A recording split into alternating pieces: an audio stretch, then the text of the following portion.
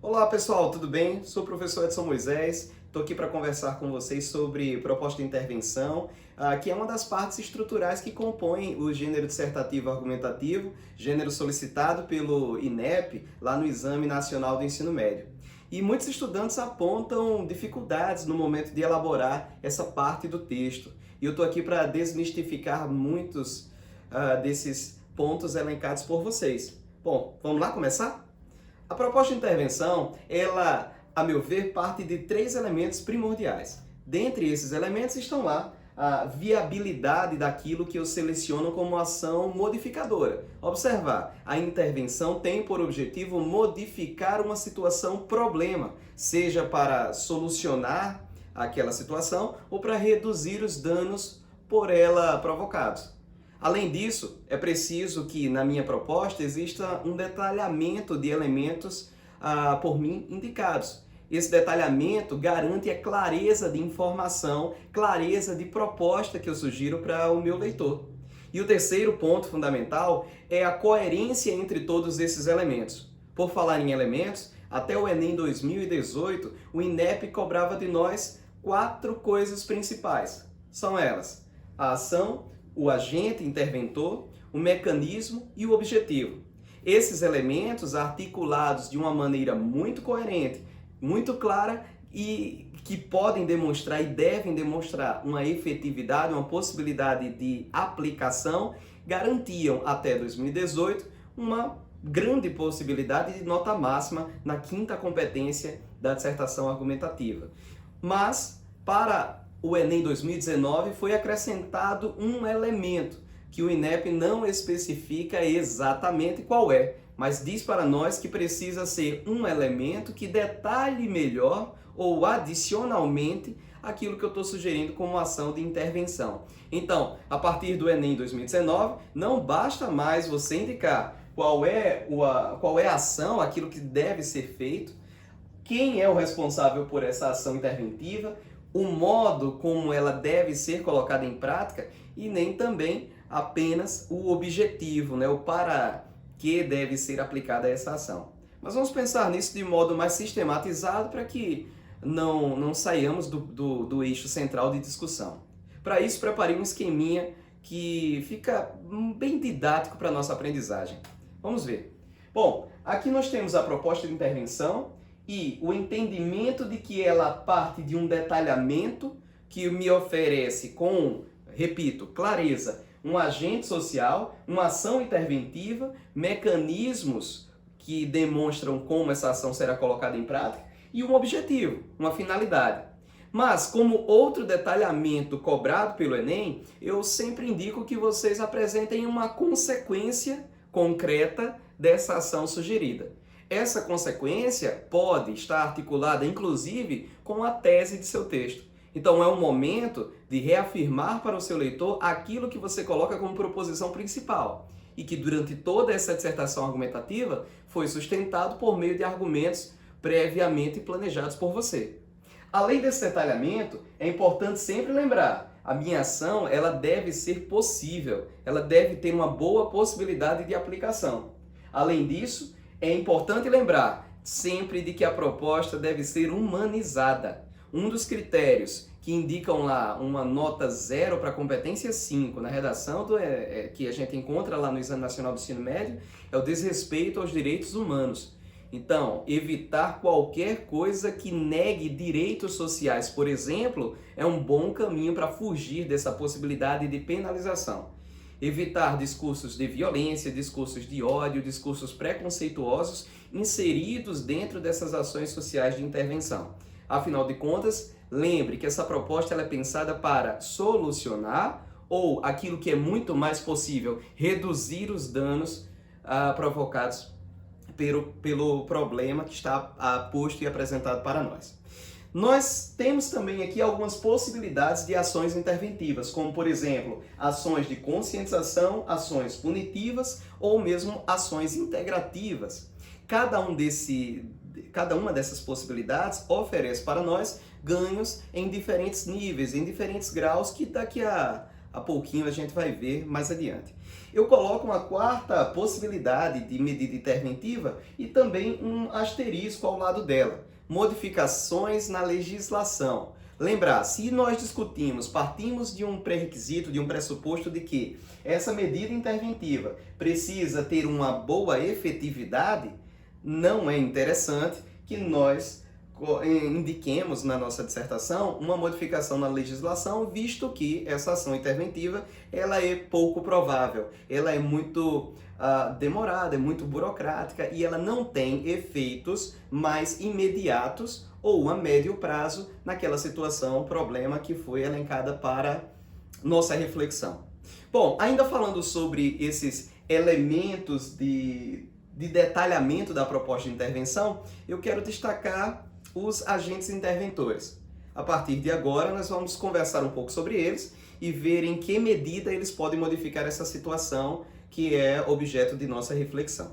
Bom, vamos então dar início. A gente tem aqui o governo, né, como agente interventivo. O governo tripartido entre executivo, legislativo e judiciário. Na medida em que eu sugiro o governo como agente interventor, eu preciso ter consciência das responsabilidades que estão atribuídas a cada um dos três poderes. Então, eu destaco para vocês, aqui em negrito, as principais características desses poderes, lá o executivo, o legislativo e o judiciário, entendendo de modo muito objetivo aqui para a nossa fala, para o nosso discurso. O poder executivo é aquele poder responsável pela aprovação de leis, pelas sanções presidenciais, por exemplo, para o caso da presidência, e também as aplicações dessas leis. Mas a esse executivo também cabe a administração do orçamento público, do recolhimento da definição de orçamentos destinados a diferentes áreas sociais, o recolhimento de impostos e etc. Para o poder legislativo, nós temos uma ideia inicial que é a mais básica, a mais central relacionada a esse poder, que é a de que é responsável pela elaboração de leis. E, de fato, essa é a principal ou a mais conhecida responsabilidade. Além dela, é preciso observar que o legislativo ele tem por função fiscalizar o poder executivo. Então, em muitos momentos, nós podemos, inclusive, visualizar em noticiários choques políticos dentro dessas estruturas de poder. E esses choques políticos se dão, muitas vezes, por um não alinhamento entre eles, já que existe, sim, uma responsabilidade de fiscalização mútua. Falando em fiscalização, em mediação exatamente de conflitos, aí nós também podemos pensar no terceiro poder, que é o poder judiciário, responsável por interpretar as leis, verificar as concepções constitucionais que validam tais entendimentos legais e, por fim, mediar conflitos que podem envolver o poder público, a iniciativa privada, instituições diversas ou mesmo os indivíduos que interagem dentro de nosso espaço social. Além do governo enquanto agente interventor, eu também recomendo que vocês reflitam a respeito de outros 4 agentes possíveis, que estão aqui colocados: as ONGs, a mídia, a sociedade e os conselhos profissionais. De que maneira eles podem nos auxiliar nessa reflexão sobre ação interventiva? Bom, no caso das organizações não governamentais, é interessante recorrer a esse agente porque ele tem por objetivo fundamental o fortalecimento de diferentes setores sociais, como saúde, educação ou mesmo segurança. Para isso, é importante lembrar daquelas ações integrativas que eu apontei lá no esqueminha. As ações que integram diferentes elementos, dentre esses elementos também agentes interventores. Eu posso, por exemplo, integrar essas organizações não governamentais ao governo, dando, por exemplo, um orçamento específico para que essas ONGs elas desenvolvam as ações sociais, além de uma parceria com a iniciativa privada, de modo que essas empresas privadas também recebam benefícios como as deduções fiscais, né? Bom, segundo agente dessa relação que eu apresento para vocês, a mídia. Comumente os estudantes apontam a mídia como agente interventivo e as questões principais de nossa reflexão devem estar pautadas na potência desse agente. Qual é a potência da mídia? A mídia concentra o seu poder, sobretudo, na influência de comportamentos e de atitudes, de ações sociais que nós podemos visualizar cotidianamente, né? Em função de seu alcance. Então, é importante indicar a mídia não de maneira isolada, mas a mídia como um potencializador de ações que também são de responsabilidade de outros agentes. O terceiro, a sociedade. Sociedade, de uma mesma maneira que a mídia, também não deve vir de modo isolado. A sociedade, ela pode complementar a aplicação de uma determinada medida, mas ela não deve ser o agente central. Porque quando nós falamos da conscientização provocada pela mídia ou de um comportamento conscientizado, demonstrado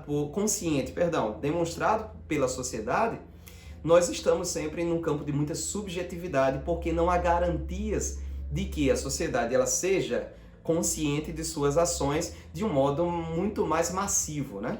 Bom, e o quarto agente interventor que eu sugiro para vocês refletirem, os conselhos profissionais. Esses conselhos têm muita possibilidade de modificação em uma determinada situação, problema, porque eles trabalham com uma fiscalização de condutas profissionais. Então, um exemplo disso é o Conselho Regional de Enfermagem ou o Conselho Regional de Medicina, que podem estar de uma maneira muito mais próxima, fiscalizando não só a conduta, mas também a condição de trabalho que possuem esses profissionais.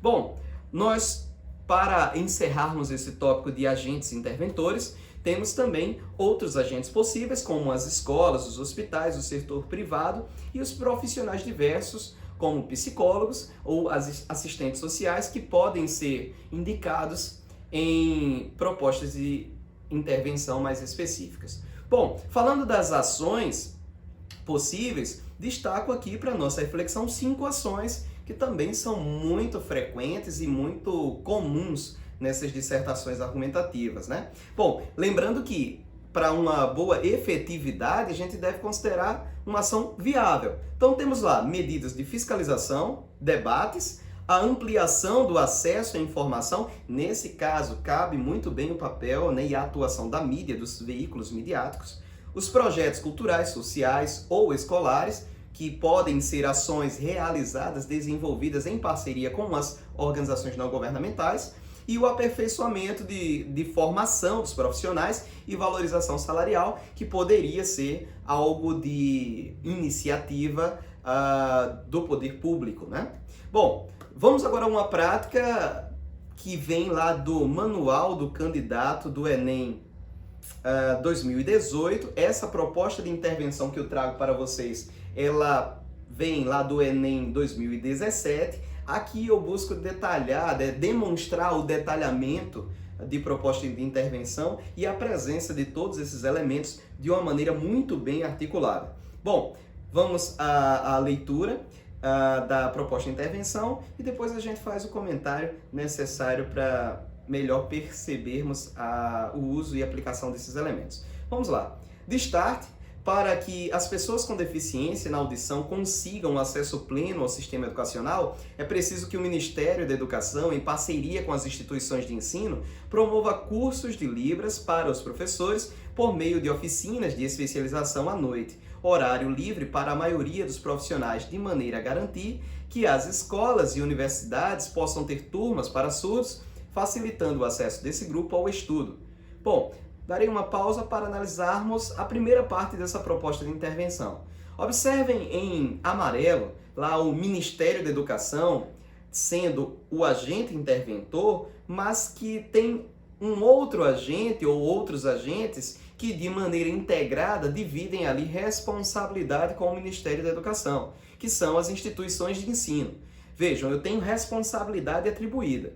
Segundo, lá em lilás, você tem lá os cursos de Libras para professores. Esses cursos, eles apresentam para nós aquilo que deve ser realizado pelo Ministério da Educação em parceria com as instituições de ensino. Logo após, quando nós temos lá em azul oficinas de especialização à noite, observar que esse é um detalhamento que inclusive é ampliado logo após, quando nós temos lá a justificativa de turno, né, para a realização dessas oficinas. Por que à noite? Porque é um horário livre para a maioria dos profissionais. E em verde, nós temos o objetivo posto de uma maneira muito clara para nós, que é garantir que as escolas e universidades possam ter turmas para surdos, facilitando o acesso desse grupo ao estudo. Então nós verificamos aí 4 elementos apresentados de um modo muito claro, de um modo muito didático. Vamos à segunda parte da proposta. Em adição, o Estado deve divulgar propagandas institucionais ratificando a importância do respeito aos deficientes auditivos com postagens nas redes sociais, para que a discriminação dessa minoria seja reduzida, levando a maior inclusão. E aí, vamos aos elementos. Você tem lá no início, o Estado, ele é o responsável pela divulgação de propagandas institucionais. Observem, as propagandas, elas estão colocadas enquanto ação. O Estado responsável por essa aplicação. Lá em azul, com postagens nas redes sociais. Porque nós pensamos lá, propagandas institucionais. Em que ambiente de comunicação elas poderiam circular? Existe uma necessidade, portanto, de detalhar esse tipo de informação para o seu leitor. E nós temos, por fim, o objetivo posto lá, discriminação dessa minoria, para que a discriminação dessa minoria seja reduzida. Eis o objetivo, e observar que a consequência, que não era uma exigência no Enem 2017, ela já aparece no final da proposta com o levando a maior inclusão.